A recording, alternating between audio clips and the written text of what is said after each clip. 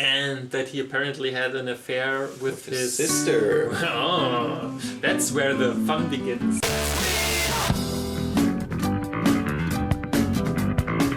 Welcome back to Radio-sama with another episode of Hanashi Round. Today discussing the second and the third episode of kaminotou. Because if you haven't watched it, why haven't you watched it? True. Stop watching this video. Stop watching this video. Or keep watching. Over to Crunchyroll, which we're not sponsored by. But the first episode is for free on the Crunchyroll YouTube channel. I can't believe it. I can't believe it's free. Anyways, where are we? Tower of God. We're at Hanashi Round. Our Tower of God. Not again. So let's start with episode 2. It's 2 weeks ago, I can't even remember. Tell me what happened, maybe I can. Well, we started out in this battle royale type of setup where they're in this area and having to diminish each other until there's only 200 people left. Right. So and they had to build these teams in the end. Mm-hmm. So they had to build teams in the end. Well, first lots of them fought, of course, and were quite nasty to each other. Lots of people were killed. We didn't see too much of. We didn't see it. It wasn't too gory, that is true. The white-haired dude is like, hey, I don't want to follow the rules that I'm supposed to do because someone gave me those rules, so screw them, kind of thing. And yeah, but in the end of it, after 200 people were left over, they had to form teams of 3 within 5 minutes to pass this test. Right. So, and I mean, like most people who hopefully watch this video have already seen it, so we don't have to go into every detail. That is true. About what happened. I think it was. I'm a negative dude. I'm always a negative. I mean, like I could say a lot of stuff that I liked, but I think that's boring. So I'm just going with the stuff I didn't like, and I didn't like the dynamic or the how this in theory, I like that they teamed up with this crocodile kind of dude. Yeah. But I don't like how this progressed. Like there was he could have been this Vegeta kind of character, just staying there like, I'm stuck with this idiots, fuck it. But he kind of, 5 minutes in, it's like they're best friends. He's like a bit edgy, but not really. So I don't. Yeah, right. He's kind of like a big Chinibyo in this sense. He's like, I want to get this guy with the biggest, baddest, evilest, coolest sword, and he's like, oh, my little turtles, I love you all. Why ever turtles? I'm kind of curious how I'm interested to that too. It's cute.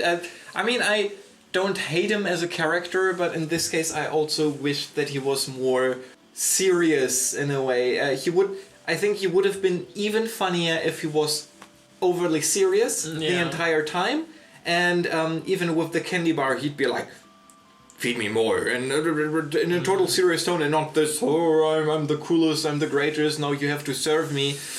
It was too much in this case, but I was glad to see that they introduced humor from the second episode onwards. I first thought with the first episode that it's gonna be very dry and humorless, that they try too much to build this very claustrophobic kind of dark world, but with this we introduced some humor, some fun, and it gives it a good contrast to all the other things that are happening. And we got introduced to a lot of world building as well. Absolutely. But not too much. I mean, like we after that they travel to this other area where they are tested to go through this water thing. Yeah. And then we see this, I don't know what the name of the good guy was. He was someone who... He already climbed the tower. And apparently those who survive get a job there in a sense. So he's kind of important.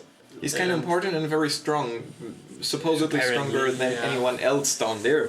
So they kind of made their way through the water, because except for... How are we going to call him? Bam or Yoru? as they Yoru. Yeah, I mean, like that's one thing. Just a little. That's I don't know. That is probably not Crunchyroll's fault. Of course, it isn't. No, it's probably like in the original translation of the source material the same thing. But why? Like why? Why? I mean, like apparently in Japanese his name is Yoru, right? Yeah. So why is he called Bam? Like is it Yoru in maybe in Korean because it's a Korean webtoon? But the Japanese localization fair enough. uses the same word. Yeah. So my only idea is maybe when they localized it, they thought this could be a potential like mainstream hit. Yeah. And that's why they renamed the characters so it has a brighter appeal. Or in the webtoons it was already translated as Ban. But maybe with the same idea in mind. Maybe to sell it to a brighter, broader audience. Or it is important that his name is translated because it refers to something kind of like Satoshi is translated to Ash in... Yeah, but is there reason behind it, or is that just to sell it to a broader audience, a Western audience? Okay, fair enough. So I feel that's kind of... Yeah, Ash sounds way cooler than Satoshi, that's true. It has more mass appeal in the West, at least. I'm not sure, it confused the hell out of me. I didn't know what's going on. But let's call him Yoru from now on. Because we're fucking weeps. Absolutely. Complain about it in the comments. So there is this test with the waterfront. And in the test, everyone with high density of power or with whatever great power, whatever, really, is supposed to be able to go through this high density magical water thing. And everyone got pushed behind the wall except for Yo, who stayed behind and wasn't even pushed at all. So he is the first to win, more or less. So there's something... Like we get these little pieces, like I said in the first little preview, it depends how much is revealed and at what pacing it is revealed, and until now they reveal little hints of the universe and the backstory, but really slowly. So I like that. You can still think about it and wonder how this world functions, and we learn that, or we could assume that he's kind of special in a way. I mean, like he came from the underground, whatever he did there, and apparently he has some kind of special ability, which they don't go any further into. But the fact that he wasn't pushed away back by the water just tells us that either he is incredibly lucky or he is so strong that, which I assume, because right after he lost his memory, right? He does not know where he is basically, so he could before he met Rachel, he doesn't know who he is.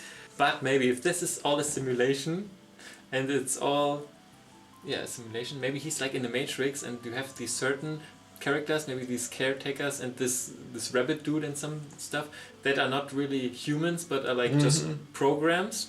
Yeah. And maybe Yoru is a program and he was like exiled from the program world down to the underground. And that's why he's like so lucky and he does not remember stuff and he's not pushed back. The next point where he is extremely lucky or has great instinct, he does a bet with the leader or with the overseer guy, and they do a little wager where he is supposed to point out the first person to come through the water, and they immediately point at the exact same... Was it the lizard girl? I think so. They point at the exact same person to come through, and then the overseer is like, oh wow, you didn't beat me, but to match with me is already extremely grand or lucky in this case, we don't know yet. And he answers some question and he is quite bemused by which points to more to his character than he leads on. So far he's just this loyal puppy kind of guy. He's very bland. Sweet and very bland, but in a not too negative way in my opinion. He's very malleable, and we still see his somewhat ambition to find Rachel instead of just I don't care where I am, I just do stuff to get somewhere. Yeah, but I personally would wish to get some more emotions and more ambitions and more like where he wants to go and what he wants to do, and more like just more a bit more fire would be nice. Yeah. But I can live with how he is in comparison to some other shows where the blend characters are just over the top. Maybe there is more to him. Maybe the reason he is called Bam is because he has such an explosive personality later on, and that's why it's suppressed by his new person. Oh, whatever. The only thing I always think about Bam is like Bam. What was his name? Bam Majera or something from Jackass. All right. Bam. What his name was? Bam Majera? Something like that. I don't know. Write it in the comments. Yeah, that's always like totally takes me out. So I was thinking of Bam Bam from the Flintstones. Maybe he's that person. Maybe. So there is much to learn about him. He is very, very deep waters, kind of seems quiet, but there is much more behind him than the eye meets at first. So I think that's basically what happens in the second episode. That's basically in the second episode. It was a bit slower. I mean, it didn't like... The third one was really... That's where I was like, it took up the pacing. Yeah. And I liked the second episode. It overall gave me a good feeling, just with what it is. We also had some hints at the white-haired guy, the blue guy, whatever his name is. We will show it here. Yeah, I don't know.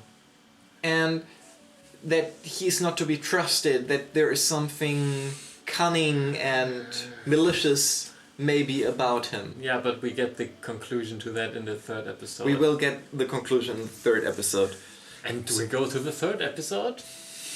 Yeah, I would say I liked the second episode. I thought it was cool. For me personally, it was a bit too slow.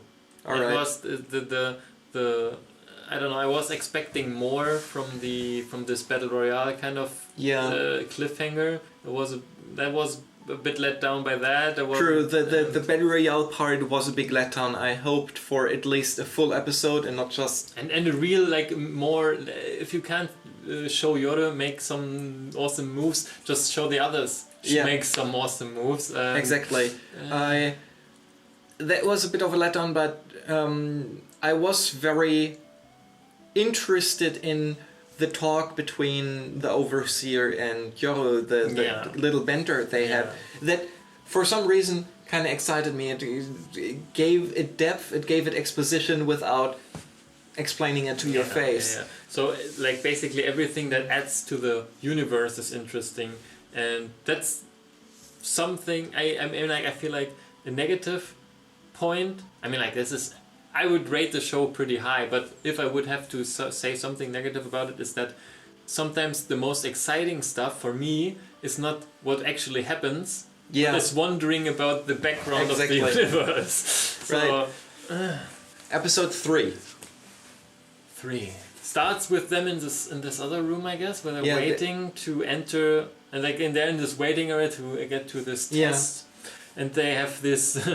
Other weird looking dude giving them a hint about this room, and we get the kind of a backstory to the blue haired dude, which was kind of I was a bit disappointed, to be honest, because like from his clothing and everything I was hoping that this universe we are seeing is some kind of a parallel universe to a lot of universes, and this is a meeting point for different universes, so they can come from everywhere, and he comes from our world.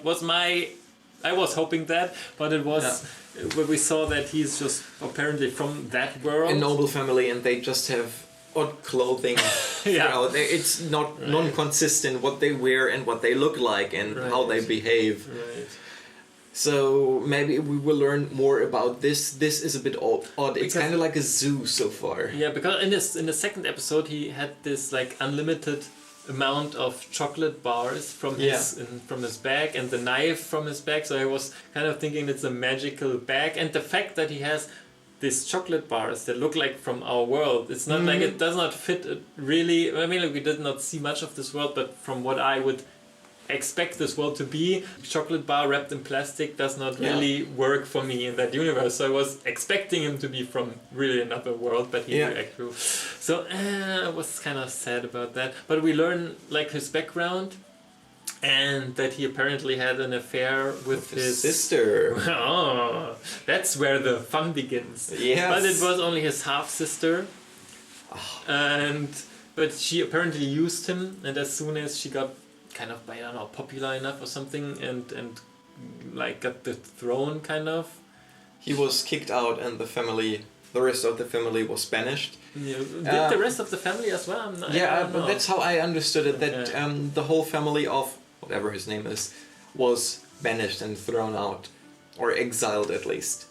So he has, the sad traumatic backstory that explains why he can't trust anyone and has to overthink things, which leads into the problem of the next room, where they get the hint beforehand that they don't have actually 8 minutes to solve the problem. Right? 10 minutes to solve the problem. But they have 5. 5 minutes to solve the problem. And he's so hung up about this hint he got, if he can trust it or not, that he couldn't do anything at all. So after the crocodile guy went totally crazy and climbed the walls and jumped everywhere, and which was more than cartoonish.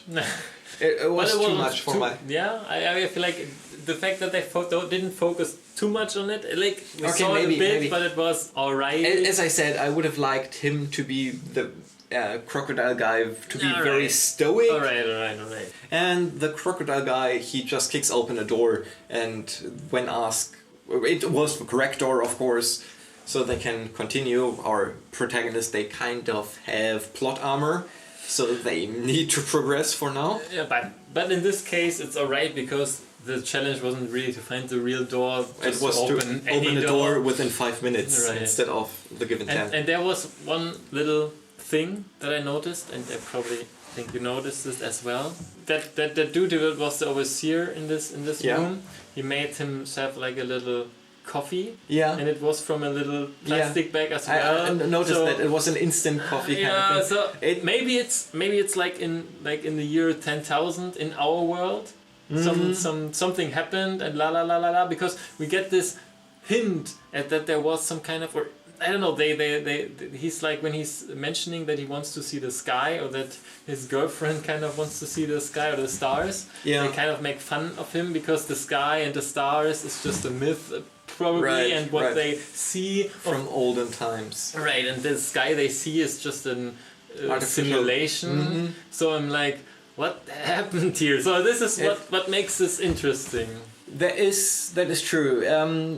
For me, there is too many parts that hint to our universe, our life. Like also the vending machine. It was some kind of banana water juice, right. soda. I don't know what it was. It had bananas on it. It was too close to home. In a way, it wasn't fantastical enough. It was just too... I could have sworn I've seen something like this somewhere. But at this point, I think it's because it's not a mistake. Like, they're not lazy and being like, let's insert just some random machine. By now, it looks like they purposefully do it to give you the hints, especially with the instant coffee. That was just too out of it. It was too out of place for the entire scene, and you could ignore the chocolate bars just for comedic sake, but the coffee was just too much for comedic. I mean, it wasn't even in a comedic sense. In any case, they pass the test, which was kind of easy in comparison, or in terms of brutality or finesse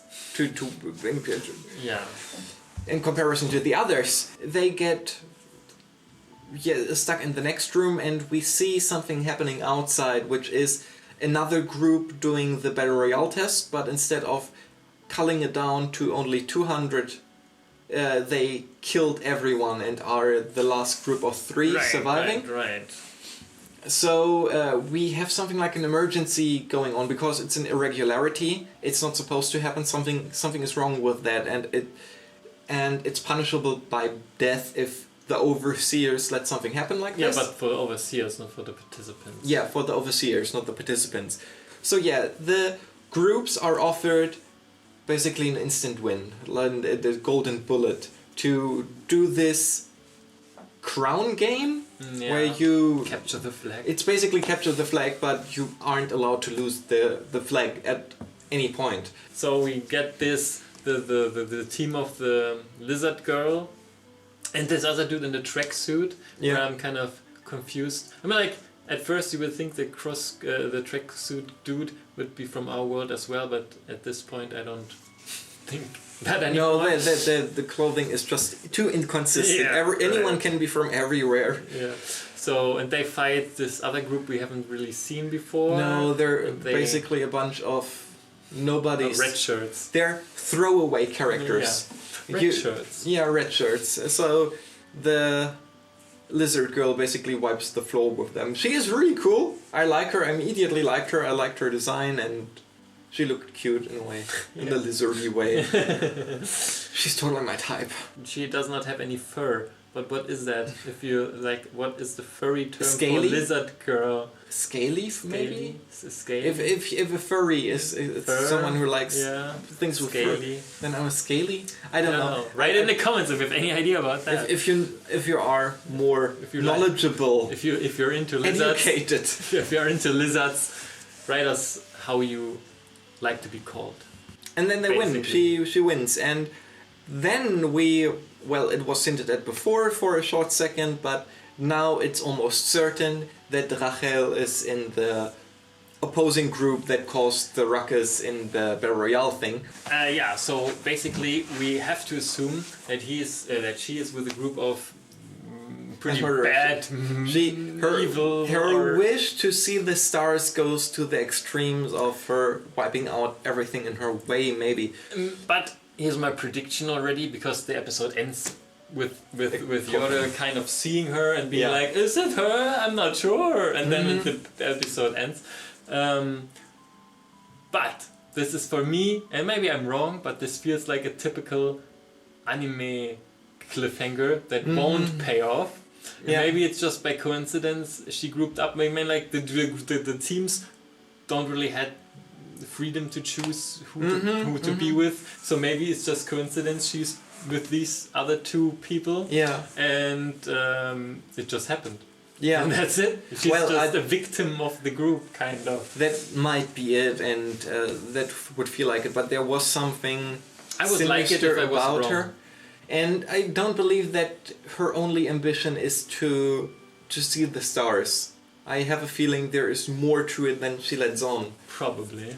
And to her this is very important. Maybe she knows something about the background of how this all happened, or that this is like a Matrix-like simulation where she can get out if she wins and knows what levers to pull, so she doesn't care for who dies within this simulation kind of thing.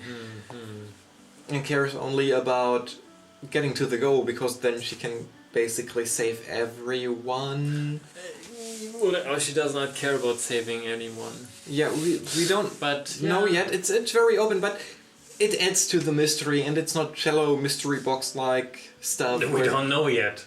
Okay, we hope it's not shallow. So far, it doesn't feel too cheap. It feels more thought out. It feels more structured, and like there is actual backstory and ideas behind it. But the sad thing, and I don't know if this is 12 or 24 episodes, but either way, we can pretty much assume that this show will not conclude. No, it definitely won't. So maybe with everything we're asking ourselves, we just get left hanging, and to a second season that probably never comes, depending on how much money Crunchyroll makes with this one. I think it's one of the most popular webtoons, if I remember correctly, at the moment. It's a very cool show. I enjoy it a lot. It's for this season so far. It's one of the better ones for me, and the ones I'm most excited about to continue and to know what is happening. It's also one I really would recommend to friends and want my friends to see, so we can discuss it more. So overall, I'm looking forward to the next episode. Yeah. Yeah.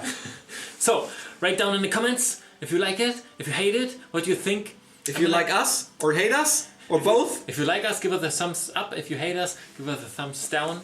Leave a comment why you hate us. Right. and please like, subscribe. And go fuck yourselves. Which means ring the bell. Thanks for watching. Bye bye.